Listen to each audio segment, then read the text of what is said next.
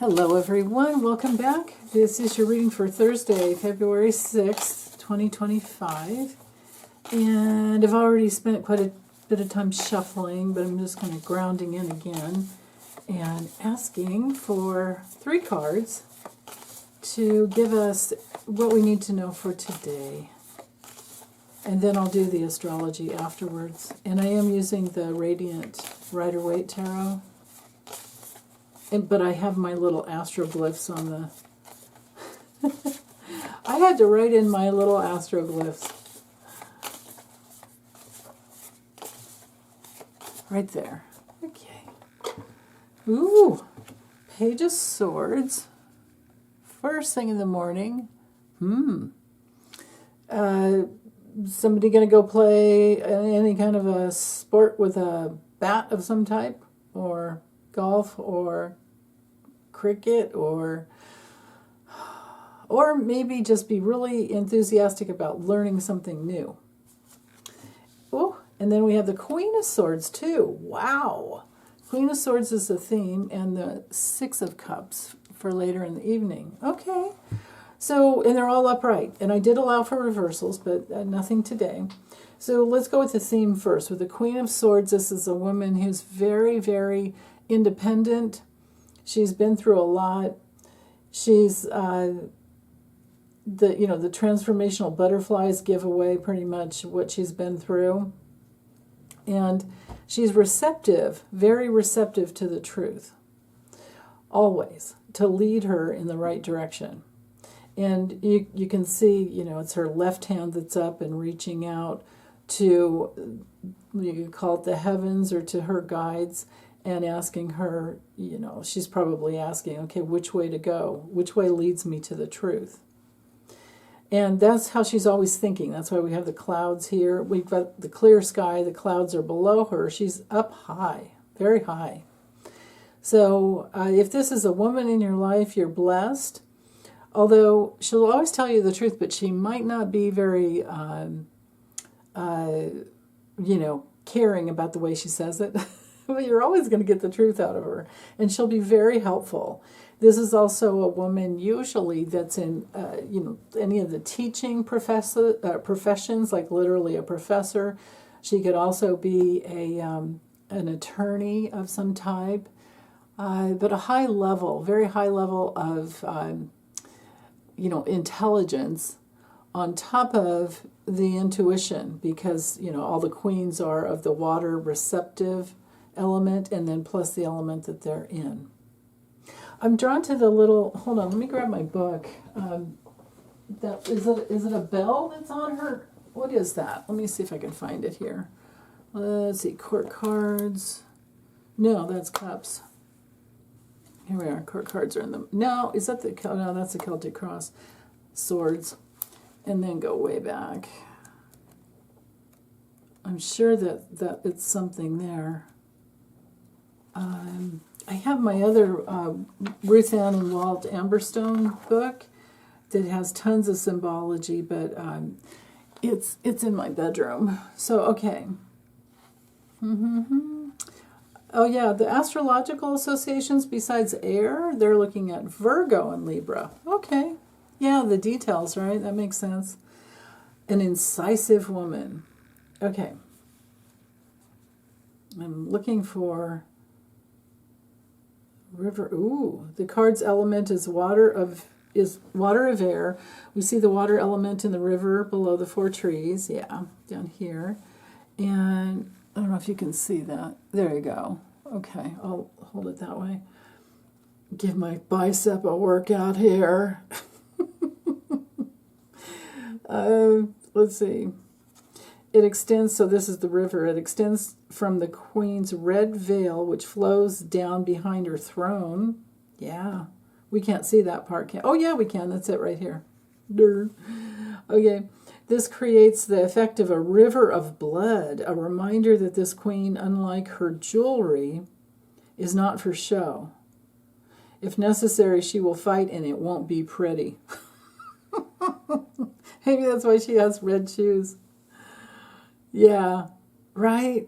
Because you're like, when you've had enough, you've had enough. Yeah, so I can't tell if that's...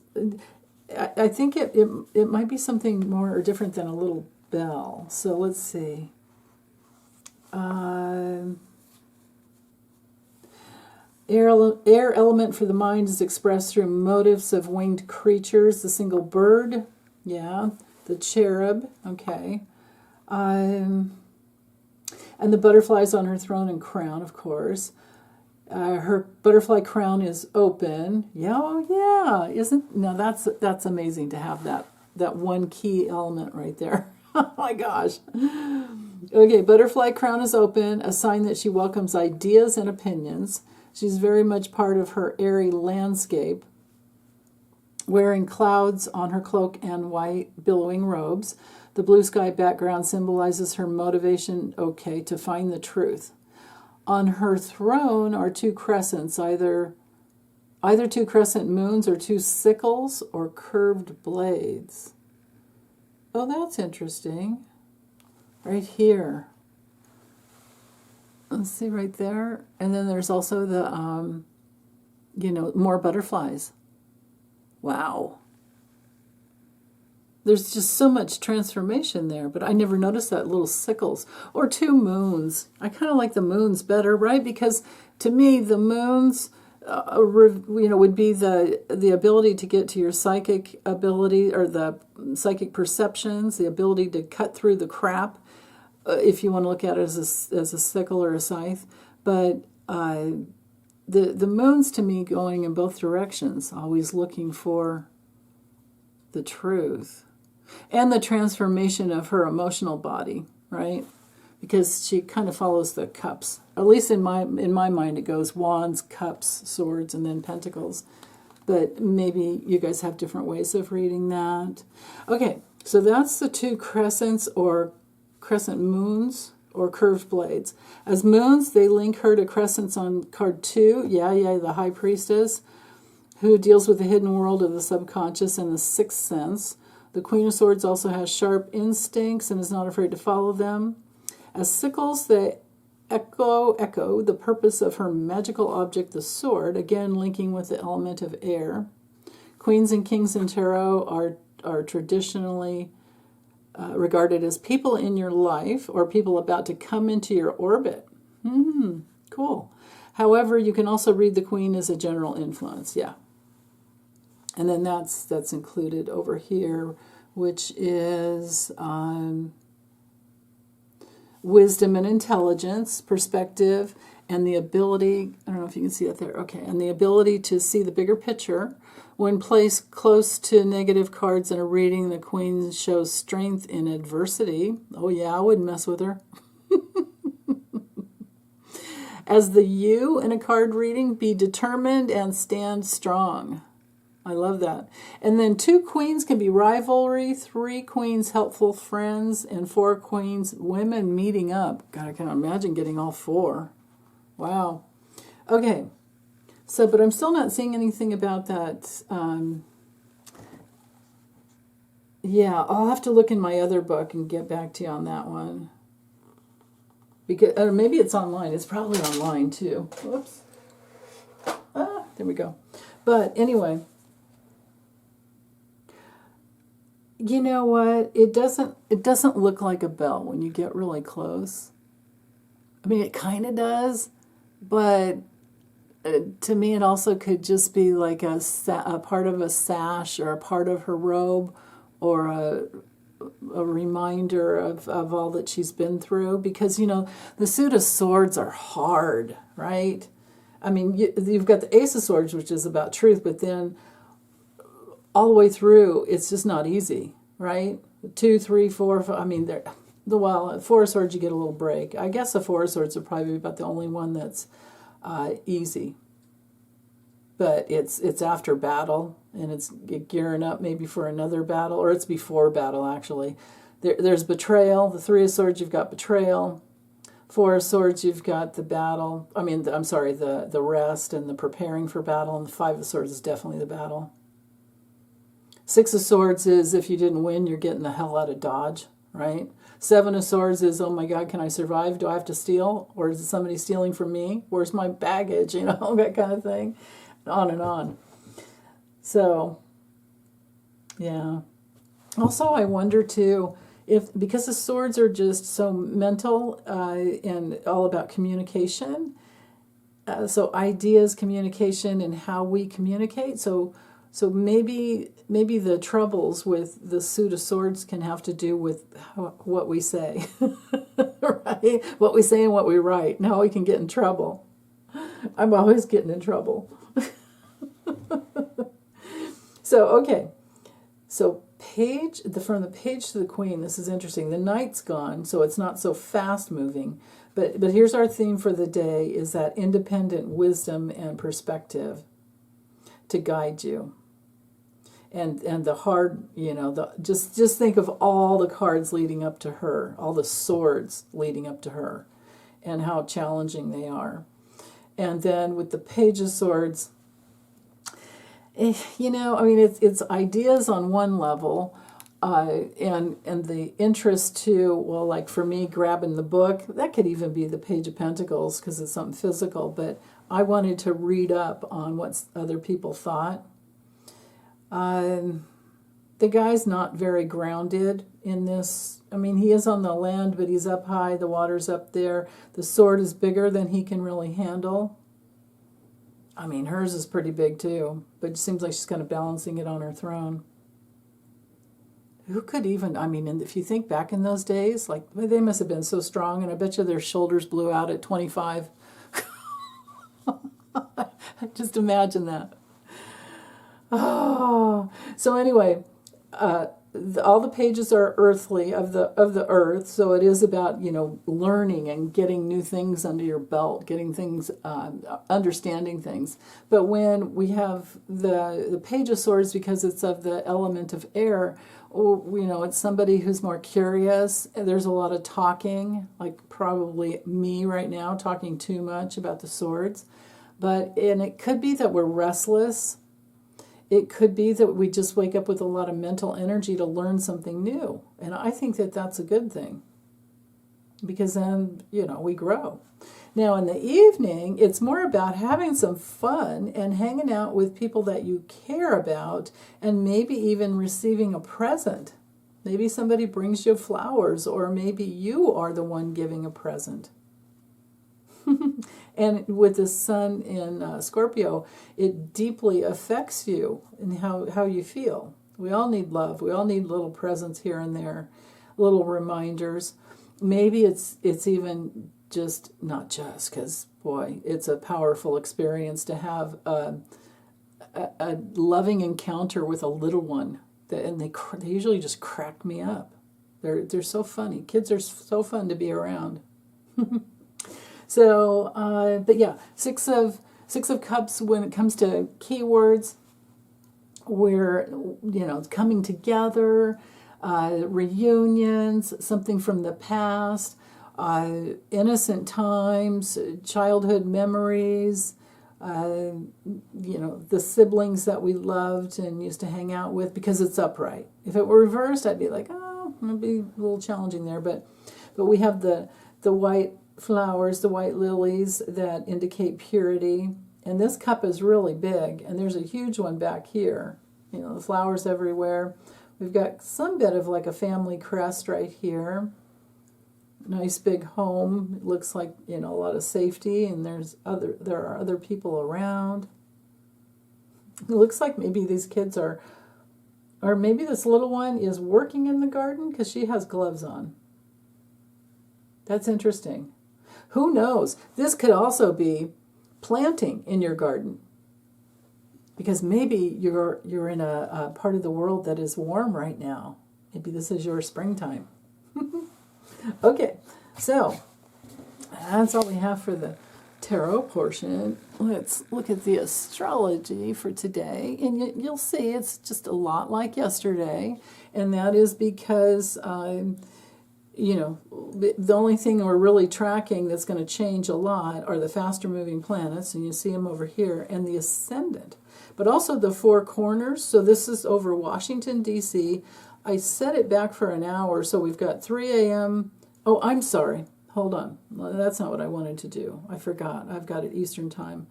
I don't want it that. 4 a.m. is enough Eastern time. So this would be like 1 a.m. in the morning Pacific time for you guys. But this portion is political, okay? Because the chart is not set for 0 degrees of Aries. It is set for over Washington, D.C., okay? So it's still very political. The ascendant's still at 24 degrees. You could see if I go an hour back, like you saw it was at a different degree there. But anyway, we're still in the political process of working through things and trying to find the truth, or that's what they're in Washington, D.C. And of course, the opposition. Now, I'm doing this on the 5th. In fact, I have to do all the way through to Sunday today. So, I'm not going to know if things happen. But I do know that today there are a lot of protests and peaceful protests at the state capitals and all over the place in many states. I think set for noontime. So, and we can, remember we were talking about that. We saw the buildup here, the opposition between the South Node in Virgo, where we're wanting the facts. Just the facts, ma'am. The facts matter. We want truth over here. Washington, a lot of people in Washington are wanting the truth. Some are wanting to just overpower, like the dark side of Sag is being wasteful and really opinionated and indiscriminately just expanding outward and just overly optimistic, like, oh, it'll be okay, don't worry, Elon's not going to try and steal everything, right? But just that self-indulgent, it's like the really dark side of Jupiter, where like it's rules for just them, right? Rules, no, lawlessness and no rules for them, but rules, and top-down authority kind of crap onto us. And that's what we're dealing with. And with Neptune here, it's not a strong opposition because, well, if we just always think of the highest levels of spiritual law, we are in, that would be the place of Neptune and Pisces. And because it's all in the 3rd house of communication, I think this is really more about who's bamboozling and who's not, who's telling the truth and who's not. And you can see, it's conjunct the nodal, the North Node. So there's that. Venus in Aries relates to women and people as a united front who are fighting for peace, but not backing down. Because if we combine, Aries is ruled by Mars, and if we combine the Mars in Cancer over here, we're talking, because Mars is the ruler of Aries, and then Mars is over here in the 7th house of others, right? Others to the government. The others are we. And we are fighting. This is cardinal energy here. It's also cardinal energies. Well, cardinal energy is Aries, Cancer.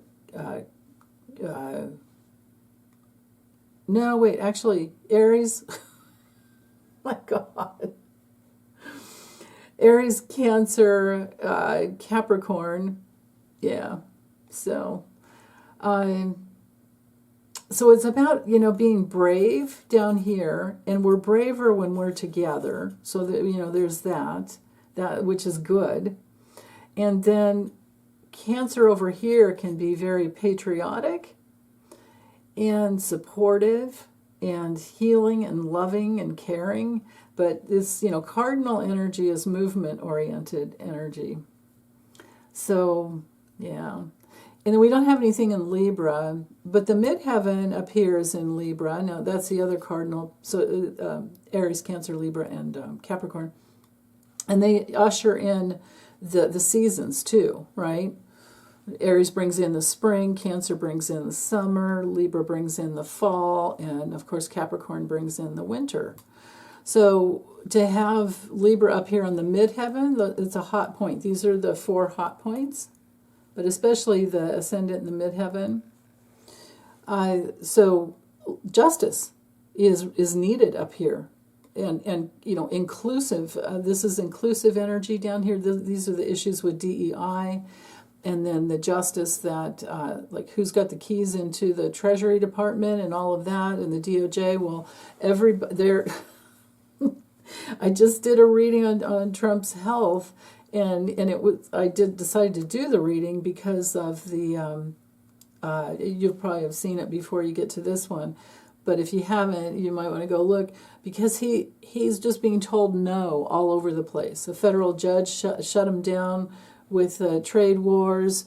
Susie Wiles is pissed off at him about the Gaza Strip thing, and then all the protests that are happening, he will have experienced by the time you see this.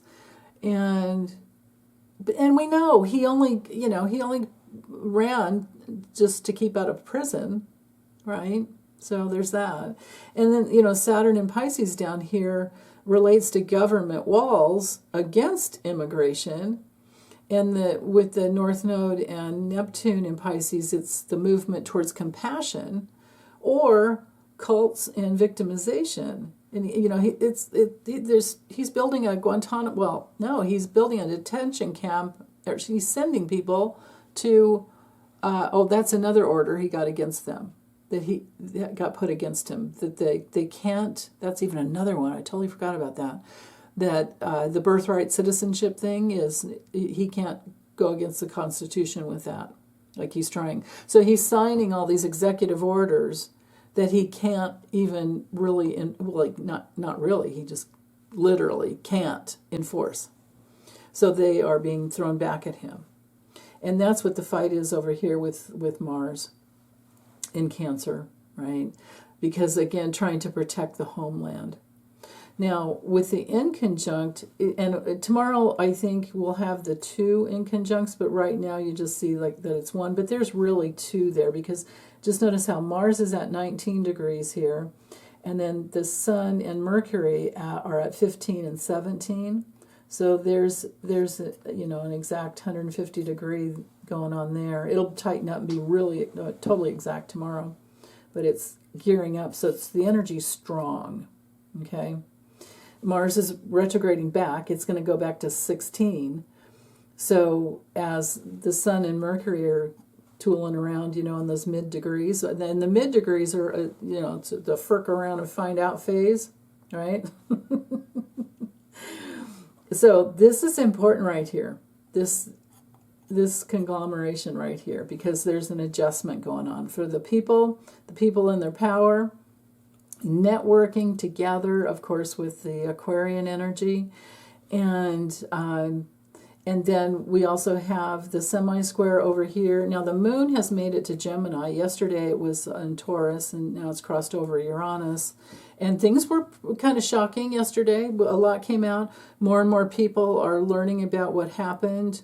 The buildup that started for late Friday night, like really late Friday night, about the news coming out that, that I guess Elon had set up camp with a bunch of sofa beds and those 6 kids, and there are others. There are more than those 6 that are trying to get in and have all the data and the information from the United States Treasury database, which is a really scary thing.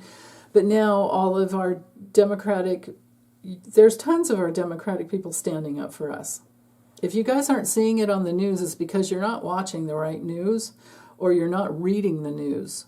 If you think you're going to get everything when you turn on the TV and it naturally goes to Fox because Fox is free, you're not getting the news, because they're not going to tell you anything, or they're going to lie to you, actually. Of course, you guys know that. But you have to go looking for the truth. That's how it works. You can't wait to just be spoon-fed. You got to go and get the truth. And so, but today with the moon in Gemini, we're going to be learning even more about the past about what happened in the past and the details and who's doing it, right? Who's been doing it. Virgo is discrimination. It's about connecting all the dots. It's about learning. Gemini is a natural trine, and air to the earth, and it's actually really this is a good aspect. This is going to be a powerful day this Thursday. On one level, there's going to be some integration of what happened today on the 5th, which would be all the protests, and more information coming out, and more of the people that voted for Trump are going to understand how they've been betrayed, and this is part of this Mars in Cancer here, and it won't go direct until February 23rd, and then it won't get out of Cancer and move into Leo until, I think is that, well, we have to get out of the retro shade once it goes direct. And I know that doesn't happen until May something, but I can't remember the date that it makes it back to Leo, when Mars hits Leo. Because when it started the retrogradation, it was I do remember that it was at 6 minutes of Leo. So it's been a long, we're talking like what was it, 5 months or so? I mean, this is a crazy long time to have Mars retrograde. And when the faster moving planets like Mars and Mercury, and even, of course, Venus, when they go retrograde, we feel it more because they're closer to the Earth. So, the retrograde just means nothing more than do-over, revisit, revamp, renovate, renew. It's always going to be something. Make your own word up, and you'll have it right, whatever it is. If it starts with re. So when it gets back to Leo, we're going to be having a lot more courage, but it's not going to be good for Trump. And the full moon coming up on the 12th is going to hit him right on the ascendant. He's going to be magnetizing a bunch of anger and people that are like, how dare you, and the numbers are growing. People are pissed. This, scare about the, wars, the trade wars, right? That is really getting to people. And, yeah. What was it? Weren't we even booed? Our national anthem was booed in Canada at a I can't remember what game, but that's painful. But that's what happens. So that's really tight there because of Mars squaring. See how Chiron's at 19 and Mars is at 19. This is an exact square, which causes this is a tension field to work through, and Chiron in Aries is all about independence, that, it's the deeper wounding of not feeling like we've been abandoned and we want to be included, but the deal with working with that is we have to not abandon ourselves, and it's all about fighting. So there's so much movement going on here, and then fast gathering of the facts and getting the truth here. So yeah, wow. And then Jupiter in Gemini is nothing to sneeze at. It's been in Gemini for quite some time, and it's all about learning and gathering information and then communicating and seeing both sides to an issue. And notice how we've got it's a separating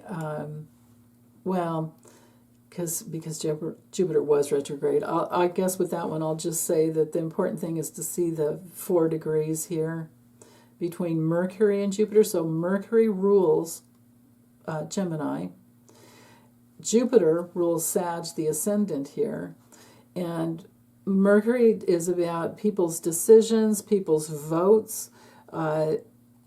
The power of the people is using the energy of Aquarius in the light, as long as it's peaceful and not violent.